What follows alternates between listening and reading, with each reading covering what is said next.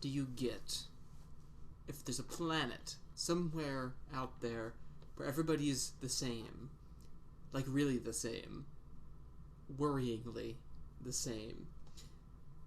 Today we're talking about Ursula Le Guin's Left Hand of Darkness on our Behind the Curve podcast. This story has a lot of things in it, a lot of interesting things that we should talk about, and we're going to start there today. So join us on Behind the Curve. Well, I know one thing the planet would have. It definitely would not have the gender binary. This is true. It would be really simple to fill out forms there. You don't need to click through the genders like to sign up for Left Hand of Darkness Facebook. The answer is just yes. All right, so by the way, we're both together in real life for this. Yes, episode. we are together in real life for this. We are in the same room, breathing the same air. Okay. We're going to stop there.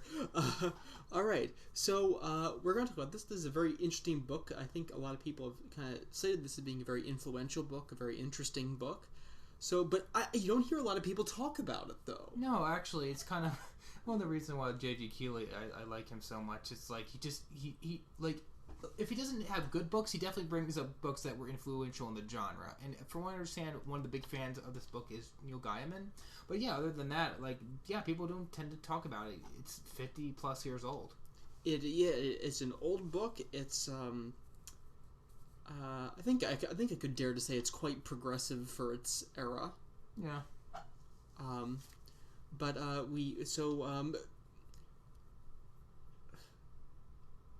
I feel like. So, do you want to start with introducing its place in literature, or do you think we should talk about its plot first? Its place, I think, to just introduce it. The fact that I wanted to talk about how it's kind of more speculative fiction than anything, which is more of a classical genre rather than sci-fi, since LeGuin isn't using far-off worlds or futuristic technology purely to dazzle and impress, but to explore the human condition, if that doesn't sound pretentious as it is. And J.D. Keeley feels, my favorite reviewer of all time on Goodreads, feels that it kind of falls within this category. To illustrate why he thinks that, because he gives the example of famous sci-fi author Harlan Ellison hating this term sci-fi because he scorned the implication that his stories had anything in common to do with Flash Gordon or Lost in Space at the time, which I guess is more space opera-y in a pulpy sense. But yeah, whatever. It's used to speculate. Again, sounding pretentious. Like, how would you classify the book, Andrew? Space opera-y I think space opera is a valid subgenre. So, but it's not. I wouldn't say this is right. Yeah. It's not hard science fiction, though. It's definitely not hard science fiction. I'm inclined to describe it as space fantasy. It did seem like it wanted to kind of resemble fantasy at parts, like the one nation within the one planet that the story takes place in has what would be called a king. Yes, because they do use words like king and I don't know. It doesn't seem to have a focus on technology. It doesn't have a focus. It does have supernatural power, though. Yeah, there are supernatural events. So I guess speculative. I guess you'd say a genre bending space fantasy. Of sorts. Would that be a fair assessment? Yeah, she's not like a genre worshiper. It has to have swords. It has to have dragons. I mean, genre agnostic is a perfectly valid position. But do you know what I like about it, though? It's not postmodern like a pastiche. It's kind of more like Cowboy Bebop. It's got a little bit of everything that you might encounter in this kind of world realistically, rather than trying to check off every box of Yeah, it's not a genre slave. It's not like Ooh, new word. Genre slave? Yes. I'm pretty sure I've heard people say that, but darn. Who knows? Maybe we can do. What was the word that they were trying to trademark the other day? Us or somebody else? It was somebody. Trust me, as long as there are names for things, people will continue trying to trademark ridiculous phrases. That's true. Mostly they're promatures or whatever, made up words like this word and that word combined, but anyway. Yeah. It was Gene Simmons was trying to get one of those words. I don't remember what it was. But so... It's not a genre slave, but you said it's genre agnostic. It's genre agnostic, which is okay, genres might exist, but what good have they done me lately? None, so I'm just going to write one that's all of them. Duh. And because you think about it, there are elements of genuine high fantasy I'm thinking like sort of in the retrospective sections, because there are included directly in the book some chapters are just a retrospective Gethin mythology. That's true, yeah. I like. I really like that. It was interesting because it was kind of a little bit like Dracula, because I think one chapter was, if I'm remembering correctly, a woman doing like a paper about like the mythology and how it like influenced their biology, and the geography, how it also influenced their biology. Biology's a big theme in this. Biology is, I'd say, the biggest theme is going to be how biology influences society. So we kind of have this is like a, I would say if it came down to the nature versus nurture psychological debate, this is very much on the nature side. Yeah. Yeah. So, yeah, no. Okay, so if we would move on to the plot. I would, yeah. So if we're going to move on to the plot a little bit. So I have a lot of notes on this, but you can just like... Yeah, no, yeah. I mean, I can go off it, and I can analyze to someone who's read it less than you have. So, but it's like, the novel itself is set in a fictional universe called the Hainish Cycle. It wasn't the first book of it, but yeah, it's in there. Okay, so it's sort of like, there's like, how do you describe it? Like, there's a society of various civilizations and planets. It's called the Ecumen. Kind of think like Starfleet, only more limited because of a lack of faster-than-light travel. Also in the universe, there was basically a super species that seeded the world, a lot of planets, including Earth. And Earth and the planet that's featured mainly in Left Hand of Darkness, Geffen, is one of these planets, and they're extremely anthropomorphic, but the trope is justified because it actually has an explanation that would make some plausible sense. Seeded by the same species, you're obviously going to make things similar to your own. Yeah. So it's just that they have like same gravity well, kind of the same environment. It's not like Venus or something. It's maybe more like Mars in the fact it's very cold. It's very cold, very dry. Yeah. Very dry. They do have oceans, but so it's wetter, so to speak, than Mars, but still similar, and similar biology. Yes. So, there's this gentleman guy. Yeah. I don't remember his name. Genly I. Yes, that's right. I don't know. His last name is AI. So not a robot though. Yeah, not a robot. He drops out of space, basically, yeah. and he lands as like a I think the exact term they use is envoy. Yeah, and they know he's an alien, so to speak. Yeah, he's an alien to the people of Gethin. He lands on the planet Winter, which is actually the name of the planet. Gethin is what the natives call it, at least in the one-out language, but yeah. Yeah, they switch back and forth throughout the story, which is interesting in the way that they switch back and forth for different contexts. Yes. So it's very, very cold. The people who live on it are all ambisexual, as in they're hermaphroditic, but like they can change psychological and reproductive organs as needed. It's like you go into... It's like you're normally a bunch of dudes until one of you goes into heat, and then one of you becomes a girl for a little bit. I mean, some people might call it... Well, somebody might today call it gender fluid, but there's not really a lot of control, and genetically and sexually speaking, they would be considered hermaphroditic. Right, because it's not a choice, and you're not really changing your identity. It just is your identity. Yeah. Okay. So and so they kind of go through. It's called a Kemer. I guess that's in a Kemer. Yes, yeah. Those two pronunciations are so different. I wrote that during Kemer they become sexually male or female with no predisposition towards either, although which sex they adopt can depend on context and relationships. And you see that later in the book with the main character and some guy he's kind of with. Right, the guy who follows him from the port. Yeah, yeah. I mean, just a warning for everybody out there. It kind of gets manga-y. Graphic. Yeah. Yeah. No, there is a decent amount of. I won't say it's not tawdry. It's not tawdry. It's not exploitive. It did seem necessary, and it did seem unnecessarily graphic, but it's definitely. Well, right, because the change in gender is a huge part of what the book is. It actually matters. It is actually a sex scene that matters. My gosh, there is one. I know. That's another thing that makes this book great. No. Yes. Left Hand of Darkness. We finally did it! Lottery music in the background. So, well, no, you raise an interesting point, the point that is interesting, is you do see that the gender that the individual would switch into, because they use male. They use male pronouns. It is a male personality. It's a very male society. Yes. It is. I would describe the book as entirely androcentric, actually. Yeah. Well, this is kind of skipping ahead, but like it did kind of impact the how the plot went and how the world went. But before I do, like I just noticed, like just with the way that the book read, that I kind of described it as brave for its era. It was published during 1969, and probably and written before up to that 67, 68. First of all, it's part of her early canon. I didn't think it was. I got kind of confused. It was part of a little bit newer than I thought. She published maybe like 4 novel-sized stories at this point, several of which were set in that universe. So it's not like her. I thought it was like her second novel. It's probably more of her 4th or 5th. Of her early ones, is it the best known of her early ones? Probably her best known is Earthsea. Okay, Earthsea is earlier than this. Yeah, Earthsea I believe was 68. Okay, but don't quote me on that. But like I said, it's an interesting book for its era. It's first of all, it featured a guy of African descent, not necessarily American or European. But this literally got published 5 years after Jim Crow, lived by a woman who did live in Louisiana, for what I understand, for a good amount of her life. A year after Martin Luther King was assassinated.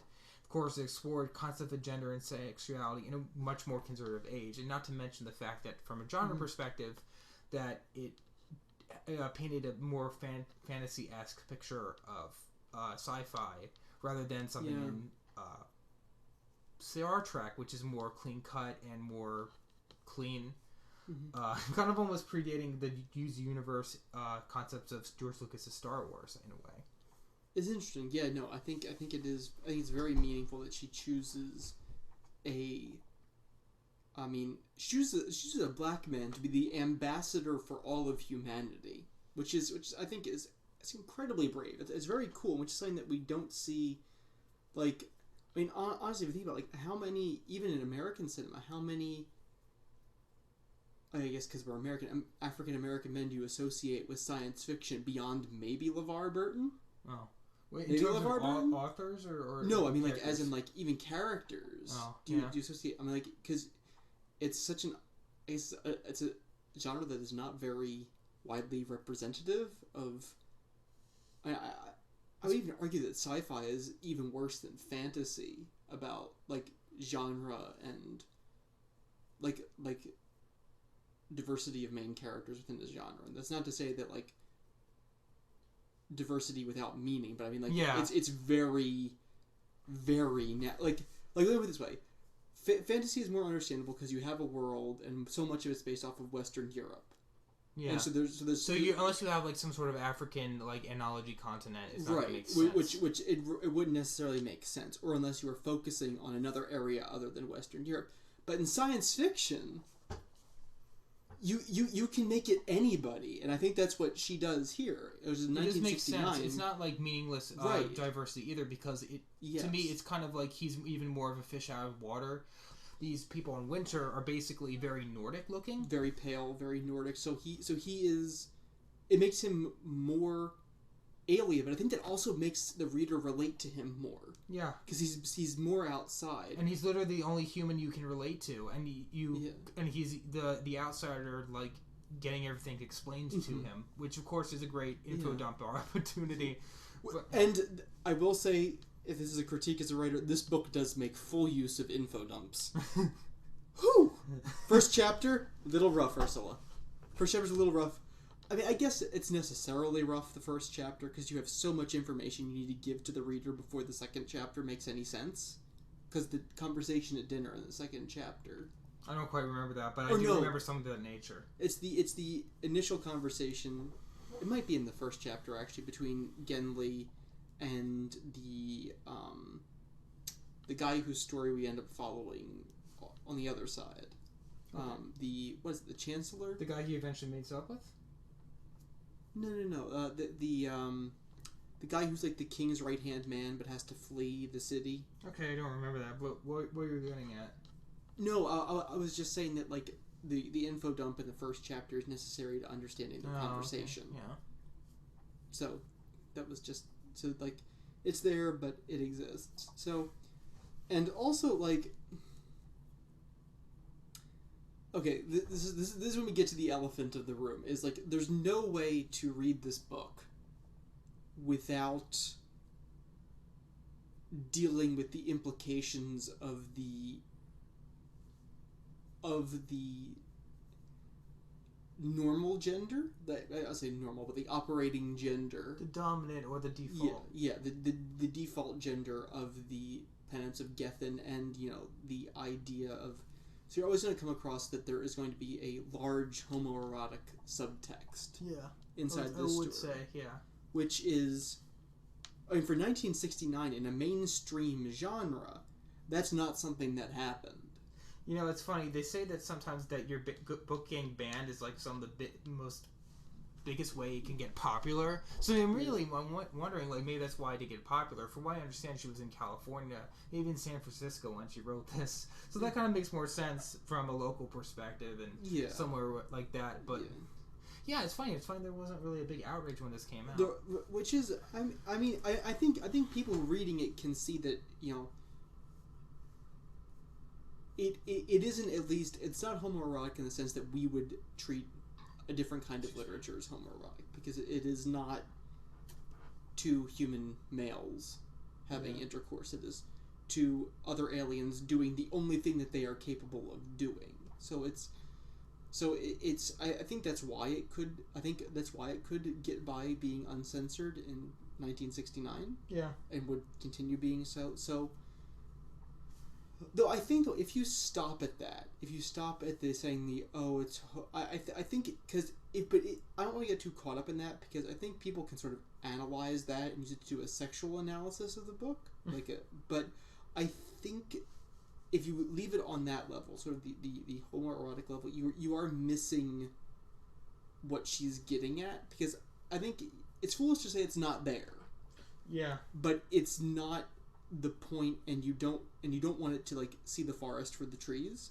There's more than one thing going on there. I think we're saying that it might be distracting for certain audiences. Yeah, there's a deeper point to it than that. Like, that's not the point of the relationships in the book.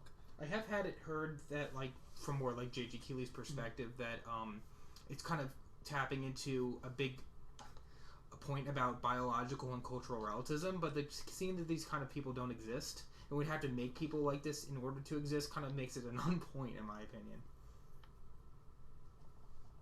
But what? The fact that these androgynes or whatever, they don't exist. Oh, right. So this is not a thing that happens to people under normal medical circumstances. Yes. So, all right. So this brings up to sort of the interesting, because before we get onto the theme, I think it's worth talking about sort of like, if you're good with it, I would like to go over to, or no, well, I guess this is the whole thing. This is the whole thing: society, gender, or the relationships. I know I touched on it earlier on about like relationship roles, but I feel like this is kind of the meat of it. So you're throwing out that the novel's theme could be summed up as rejecting gender has caused the Gethenians to be a peaceful race. Yeah, because it's actually made a lot of ink spilled of like how war is basically impossible, even though a murder is sort of semi-normative. That I wrote down that the theme that it could be the whole book, I think, could possibly be summed up as rejecting gender has caused the Gethenians to be a peaceful race. Maybe we ought to do the same. Whenever they tried masculine notions such as nationalism, it prevented the main character from uniting them as a planet and having them join the ecumen. Right. So the main character. So like one thing that's important to point out is yes, the main character fails. Essentially. Well, in the end, do you want to rerun it? You can go ahead. Yeah. No. This book came out in 1969. If you haven't read it by now, boo-hoo. Yeah.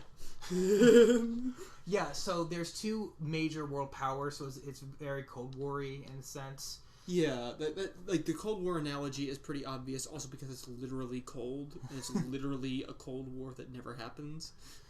That basically generally A is trying to unite their planet, and there's also a masculinist trend of nationalism going on, and because they're going more into accepting a gender binary, they're basically preventing the unity of their planet. And to tell you the truth, it's a pretty left-wing / deconstructionist notion, if not utopian, really, because it's just suggesting that the path to peace and a united planet is by rejecting gender. I mean, screw the gender binary indeed. Your very utopia could depend on it. So let's hold there and let's work on that before we move on to the second half of the thematic assertion. So the one thing is, though, I think that there is still this idea, this is very much a cultural thing that we hold on to, is the idea that there are masculine ideas and feminine ideas, which is something that LeGuin plays with. She plays with that idea that there are masculine ideas and feminine ideas. Where do you see that? I haven't read it in a while. Okay, so no, I was saying like when you say like nationalism, like nationalism and war. Like the masculine notions would be like you know, masculine as in. I guess it's sort of like the way in which you would take is like. I guess sort of like national idea is like a masculine idea, which is sort of I guess connected to the idea of conquest, which is connected around a war, which is the taking possession thereof. Whereas, if you're using this model, which I don't necessarily agree with. You would say that like you have the feminine mode would be the taking possession of the family, the home, that responsibility. Yes. So using that mode, which is very, I guess, classical in scope, you can make that argument. I don't necessarily agree with that notion because I think that if you're trying to connect ideas to gender, that's you're trying to make a leap, and you're also closing out the possibility of people having ideas beyond their own gender, which is saying that I think LeGuin herself actually disproves this model by writing this incredibly androcentric book, and in my opinion, writing it at least honestly. Well, I think what a lot of left-wing authors do, whether they're liberals or they're leftists, is not only is she saying that as much as I believe that certain ideas tend to normatively come out of certain of one of the either sex.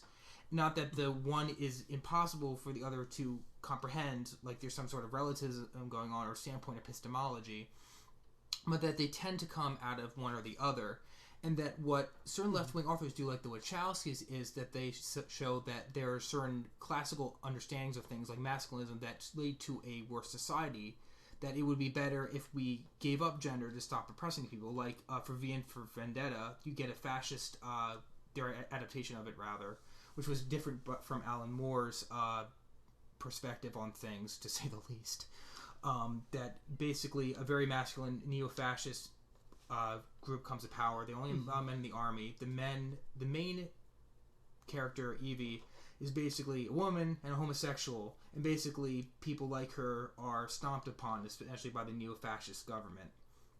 And that basically because she shaves her head, she accepts her lesbianism, she has rejected essentially the notion of gender, just like the Wachowskis would do in real life 5 years later, that basically she makes a more egalitarian society by rejecting not just masculine notions, but all notions of gender. And this is what LeGuin is possibly saying, but that goes on my second footnote. Well, you true though. Well, because I'm thinking. As for V for Vendetta, I have never seen it. It's an okay movie. I cannot talk about Evie embracing her lesbianism because I don't know. I haven't seen it. But as for this, it's hard not to have that duology because even in this is possibly the most egalitarian gender society ever presented in literature. Yeah. And still but still within individual relationships, you see one person assuming the traditional male role and one person feeling the traditional female role, and it is read as male dominant, which would at least be the traditional. But when they become even more male psychologically from a human perspective, they start to become more immoral, like accepting war and nationalism. It seemed to imply that way. I have a little footnote that kind of says it could not be a different way. So, I mean, as much as I push back against the idea of having male ideas and female ideas, because I think that in itself is a flawed notion, if not just flat out wrong. To think that you have different ideas based on your gender. Though then again, we do have it's generally shown that people have different perceptions of things based on gender. Are you saying gender and sex are the same thing, or you're saying they are? No, I'm not saying they're the same thing. So, will you subscribe to more of the blank state hypothesis that gender is just a social construct and that it's not neurological or biological in any way? I wouldn't say there's a disconnect between behavior. I don't think there's a complete disconnect, but I don't think there's a complete disconnect, but I don't necessarily think that. Work with me on this one.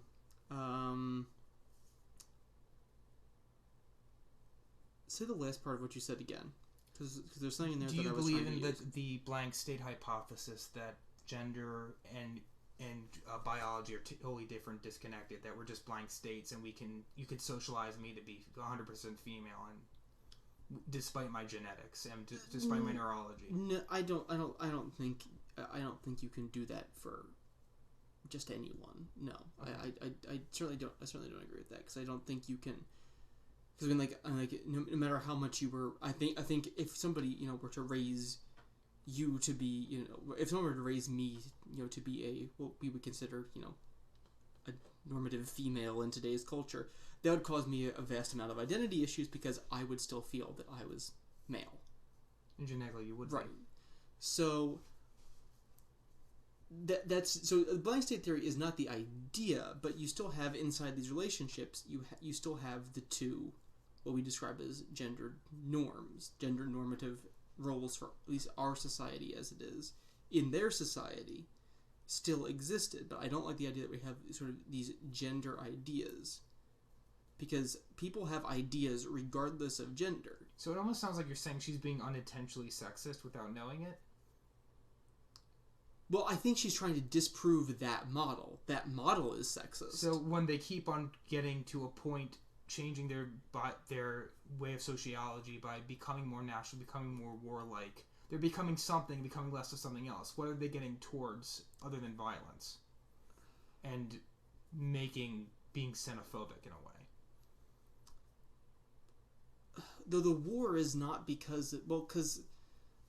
and the war is indirectly brought on as a cause of their acceptance of, again, because otherwise they would not go to war with the people over the tundra, whatever their names are. I don't remember. Doesn't matter. It doesn't actually matter. I mean, just what I'm saying is I'm not sure that the idea of warlike. So it's, if she's playing with that model and showing its flaws, I think then that makes sense. But I think she's trying to use that model to make her point. Her point is not going to hold up very well, I don't think. Well, to go into my notes, that there is kind of an escape clause, that it is presented from some perspective that the reason why their society is so utopian is because they have rejected gender as a concept and have rejected war and nationalism because of that. But also that is possible. First of all, it has a downside, that rejecting gender as well as sexuality, sort of, could also lead to a passionless society. You kind of see that a little bit, but the society is passionless. See, interestingly enough, I got more less passionate than normative human society. It's very unpassionate society. I took it actually. I was taking it more from the fact that they are philosophically stoic, that they are intensely stoic in the Greek sense. In the very, I say even. Because they're not even Roman. I guess they're more Greek than Roman, really. But they are very, very stoic. They're very cold people, physically and culturally cold people. So I took it more from being their environment. Yeah, because there is both generally, and the researcher late in the one chapter said that the reason why the other way around not has anything to do with gender, because of the really polar condition of their planet. Like, when it's cold, you want to be inside more, you're not very active, you're not really energetic. And then again, because even Genli talks about he's like losing parts of his identity as he's losing parts of his humanity. Yeah. He's being dehumanized. Though for Genli, that is losing part of his masculinity, though. Yeah. So you might have a point there, because for him, his humanity is also part of his masculinity, or his masculinity is part of his humanity, rather. There's actually two contradictory real-world analogies for this that kind of contradict and confirm this. You have Russia, which literally was one of the most warlike countries on this planet under Stalin, and is literally polar and subpolar and subarctic. Mm-hmm. Literally wanted to take over the world in most of the 20th century. And then you have Canadians, who are considered the nicest people in the world, and basically have the same environment. So what do you do with that? That's true. What the heck's up with that? Oh, that's a good point. That's a good point. So I guess like this, the funny thing about like books like these are that I'm glad that first of all that LeGuin kept all her opinions in the mouths of the characters, so you don't know which is her opinion, what's not. Which not her opinion. And then the characters wonder out loud like whether or not this is true or not, which I think is masterful. Probably one of the reasons. That's very good. That basically that just because I think J.G. Keeley talks about this a lot, that just because you have some questions doesn't mean you necessarily have an answers. Even if you might, through your plot, through your characters, through all your elements, want to show the way towards what you think is the most correct thing. But you always are wondering out loud and giving arguments and counter arguments, which I think is probably the reason why I love this book so much. I forgot who said this, but there was somebody who said this. I think it was one of the writing things that I took, but it was, your character should always ask your questions, but they should never know your answers. I love that. Yeah, that's really good. So if we accept the model saying the warlike masculine versus the, I guess you could take it. This is sort of the, if you're using this model, the warlike. So if you take so if we lose the warlike man side, and we remove ourselves from the emotional female side, we meet at this very stoic utopia. This is basically r/philosophy. Actually, r/philosophy always going in hard for Stoics. It's almost a little bit like J.G. Keeley hates this novel, The Giver. Oh, I hate that book too. Or actually, wasn't it in Brave New World that they had drugs to get rid of their emotions too, and they were like their passion? I don't recall. They did in The Giver. Yeah, they did in The Giver. And there was another. That's also in. They brought that back with that video game, We Happy Few. A couple days ago. Interesting. Not a couple days ago, like a couple months/years ago. Yeah. So there's a little bit of some thing I didn't write in my notes. Like the price for utopia. The price for utopia, and for the price of getting rid of gender in a human sense. Yeah. So for the Gethenians, they have a cold, rather morbid existence, but they do okay. I think this is also the difference between postmodern and modernist feminism. You can cut this if you want, because it's... Would you think? Well, because, like, postmodern... It is modernist. Yeah, but postmodern would say that deconstruction is inherently good. It's like, no, deconstruction has a price to pay, and it's not inherently good. But it could be something we progress to. It is modernist in the way that it is still seeking back to structures. Oh, def. Yeah. So... Could this be the last piece of modernist science fiction? 1970? 1969? Well, that's pushing it. Well, for your timeline, yes, it probably would be. For your timeline, it's still with it, yeah. Yeah, but it's still, like, kind of underneath. But, yeah, because since yours is, like, 1960 question mark, I guess it could be, you know? So, well, the question is okay, so let's go by the Star Wars gap. Is Star Wars modernist or postmodern? I feel like it's kind of... It's a little bit of rabbit trail, but since we have so much time, I think it's kind of a little bit of both, because it is a pastiche. It did try to combine a lot of genres. Yeah, it's squishy postmodern. Yeah, it's starting to kind of get there, but not. Because it's still not willing to give up its overarching structures. And it still has the idea... It's more of an allegory than anything. It isn't highly pastiche-like, but you see that more in The Matrix, I would think. But it's still pointing at an absolute truth. It's like... But it's still once you did like project onto like it could be this religion, it could be that religion, the forces could be something, even though it points more to Eastern mysticism, and of course George Lucas considers himself like a Methodist Buddhist or something. Woo! The other thing that it has, the other thing that Star Wars does have, so that I think that brings it back to this book that Star Wars has. Yes. It just went out of my brain, but it's coming back around. It's coming back within it. It has an appeal to cosmic justice. It has various appeals to cosmic justice, because there is even though there's tension throughout, there's always the promise that there is some greater force of justice that will do unto the villains. Will always do unto the villains. Luke Skywalker becomes its vehicle, but there is always that sense of someone's going to bring down the Empire. He also fights more for something than against something. Yes. Which is like we talked about Neo being like a sort of deconstructor, that he gets rid of systems. I mean, there's going to be some really interesting things. Like half of the main cast of the good guys are going to be African American, except for Cypher. So basically, it had a big racial. They were going to have Will Smith play Neo and Dan Jackson play Trinity. Actually, interesting. Everybody would have been African American except for Cypher. That would. I don't know if that would change the movie. To me, it would have more critical race theory implications to it. Just run this forever. Especially if you left Hugo Weaving in. Yes. If you leave Hugo Weaving in as the villain, all the agents are cis white males. Right. So then you would never be able to remove it from gender race critical theory. Yeah, exactly. So is that a wise decision then? I don't know, because I don't think that's the point of the Matrix. Because actually, that's definitely not the point of the Matrix. If they got their casting kind of fell out of the Wachowskis' hands, but if they got it in their hands, Trinity would have been Jackson and Will Smith would have been Neo. So Janet Jackson. Instead, they got the half Asian dude who says "whoa" a lot. Whoa. I like Keanu. even though occasionally, I forget. There's somebody. One of our friends keeps calling him Canoe Reeves. I think that's me. Well, that was awkward. So we were going. So to drag this all back. Yes. Like you think that is probably the last modernist novel? Maybe not the last one, but it's towards the end. And how is it like Star Wars, or if you? Well, no, I was just connecting it to Star Wars because Star Wars is to our generation a cultural watershed. Oh yes. So I think we kind of. Here's the thing. How does everything in this end up coming back to Star Wars? Why does every podcast come back to Star Wars? Is it my fault? No, it's neither of our faults because I did it this time. That's a good point. So I don't think it's even a bad thing. I think it's just a cultural watershed. It's a touchstone. Star Wars is a trope consisting of tropes. Therefore, that is how society communicates, by tropes. Take it or leave it.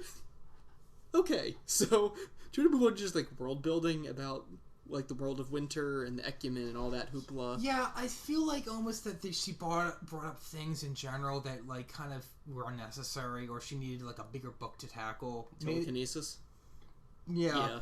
Which they actually called Schiff Grethor.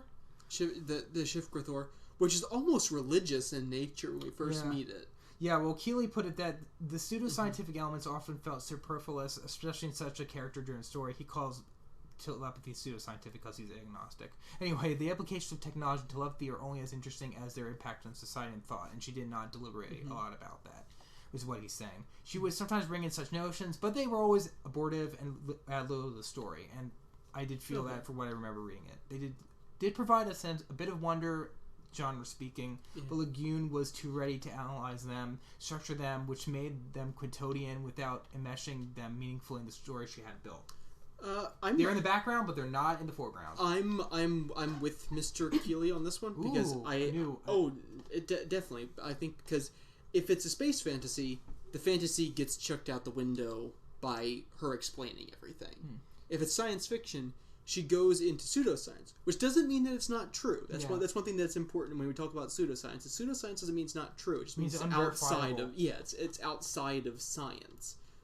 So that I agree. It's we go into like the whole like otherworldliness of it. I think the word you're making for quasi-scientific, like pseudoscience would be flat eartherism.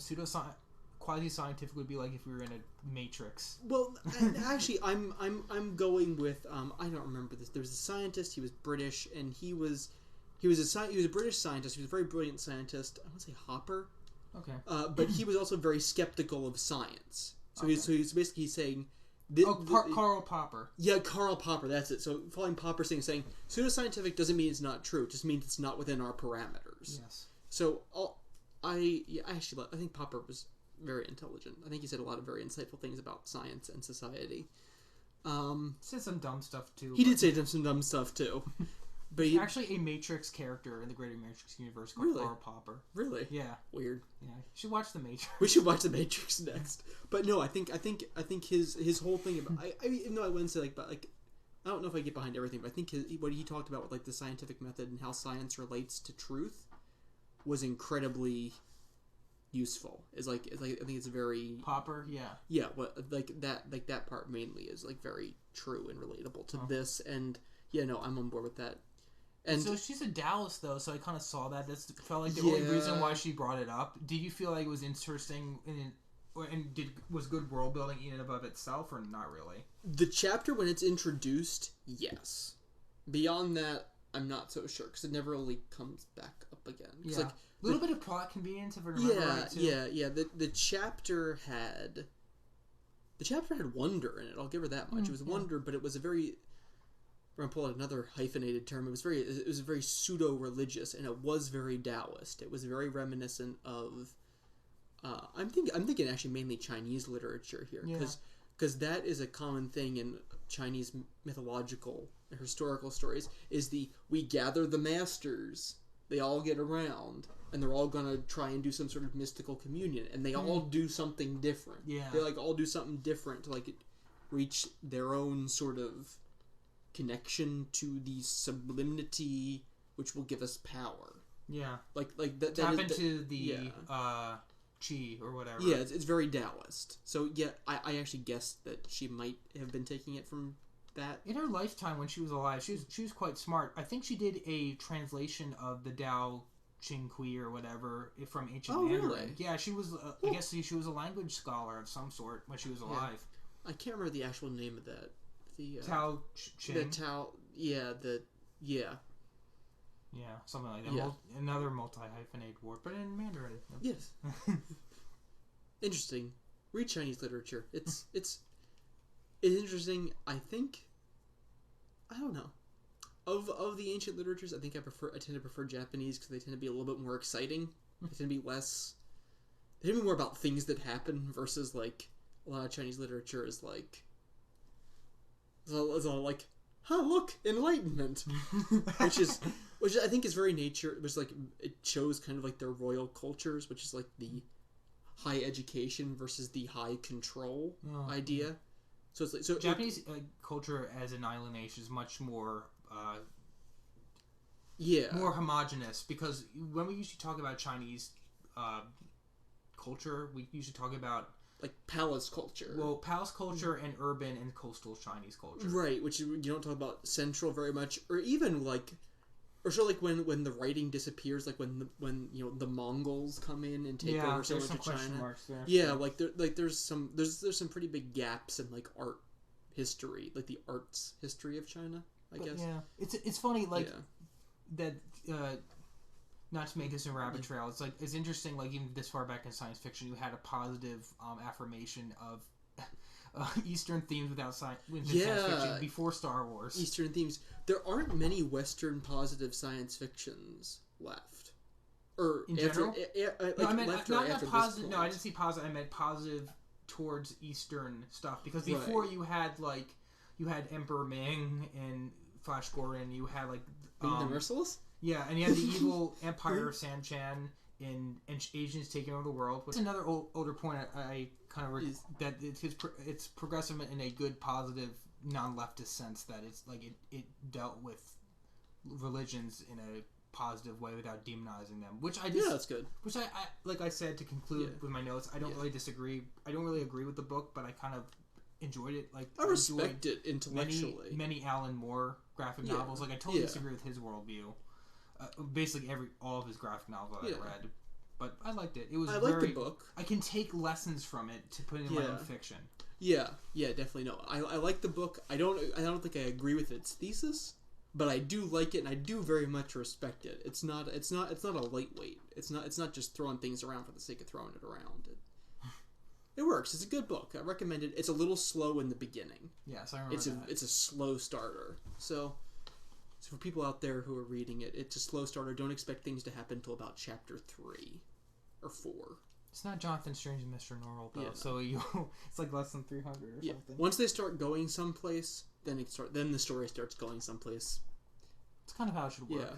Though she did make some cool stuff, like that city that's like the ice skating city, where everything's like on like 2 levels with the ice skates. All good world building needs asides, I think, to some extent. Yes. No matter what J.G. Keeley says, it's not all. Some of it needs to be sightseeing. Yes. Not just like J.J.R. Tolkien, where you get like 5 paragraphs about trees and stuff. It's an epic, not a novel. All right. So you have a link here to Mr. Keeley's review. I'm not going to read the whole thing out. https:// www.goodreads.com/review/show 199589527 #top. No spaces. All right, so now it's question time. Question time. Do we go first? Yeah, sure. Alrighty. This is something this came up earlier.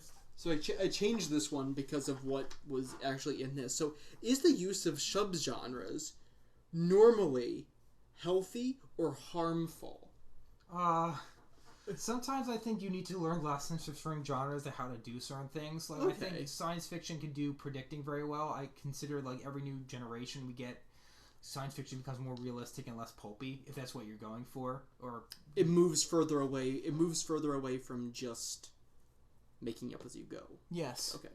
So that's one thing, and yeah, you have to, like, if you're like J.G. Keeley, you want to know the best of the best before you write anything, especially if you're like really pompous like I am, and you have to read like everything. Well, not everything, but like I read a lot before I started writing. Okay. So yeah, I would say generally yes. Generally, they are healthy for literature. Healthy and helpful. Okay, healthy and helpful. Okay, so that was interesting because this was a intellectual debate. I actually, of all people, I got from Jim Sterling, the YouTuber of all people. I got that off of a video about the term Metroidvania in video games, and are subgenres helpful or hurtful? I would say it's more helpful than healthy. I would agree it's helpful rather than necessarily healthy. Yeah, okay. All right, and your question for me. Do you think movie adaptations of novels / graphic novels are pointless?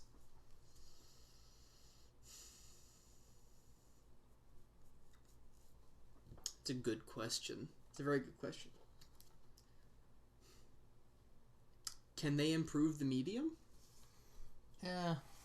That's sort of my question. They improve special effects a lot of times. Yes. There's kind of an end in itself that I don't care for, though. I don't. Yeah, Okay, so here's the thing. I think a lot of people like. Okay, so let's take a pretty well known. So let's take manga and anime. Yeah. People generally like it when their manga gets turned into an anime. Yeah, people usually get into that. I don't really know this, but it almost seems like a way of getting funding. Yeah. It's like you're storyboarding essentially. Yeah, but it's also like, I don't know. Would I want there to be a House Pets television show? No, because it would get screwed up. Too much canon to work with. Too much canon to work. Yeah, exactly. I could see you directing that, though, if there was. Covered by Cartoon Network in Atlanta. Cartoon Network in Atlanta. Give me my fuzzy slippers. It'll be fun. I don't know. Are pointless? Do I think they're pointless? No. Not pointless. Okay. Do I think they're usually a good idea? I will say no. I'll say I don't think they're usually a good idea because I think generally with certain exceptions you're going to lose something. Okay. You're going to lose something, but then again, it does make them more accessible. Yeah. And if you can make them more accessible without changing the story, then that's a success. Are you thinking with the Wachowski Speed Racer right now? I am thinking about the Wachowski Speed Racer. I was actually also weirdly enough thinking about Sergeant Frog. Oh boy. Which is very accessible, in case anybody's wondering. Oh boy. Another shameless plug. Another shameless plug. Oh wow, that's a good question. I don't really know. What do you think? Oh, hold on. I wrote this question out of order. Okay. I need to put this back together. Okay, so what medium that we have currently is closest to the original oral tradition of storytelling? Like which of our major mediums? Well, I can tell you this much: it's not video games. Okay, yeah. Because as much as it's probably as popular it was as the ancient world, it's just not. Yeah. It's not known for its storytelling. Yeah. Even RPGs to a certain extent. Yeah. It's that's probably why I like RPGs now. Yeah. But not like Pathfinder, but like Final Fantasy. Yeah. Like then again, if you think about how many video game RPGs, if they were television shows, would get anything but critical panic. I'm sure imagine. Well, other than The Witcher, which had a lot of changes to it, probably not. They had to edit a lot down, I'm sure. But I'm trying to think what if you made Metal Gear into a television show? Can you imagine the critical reaction to that? It'd be like, the heck is this? There's an American inside of a box. There's robots. There's naked people. This doesn't make any sense. But it works as a video game. Yeah.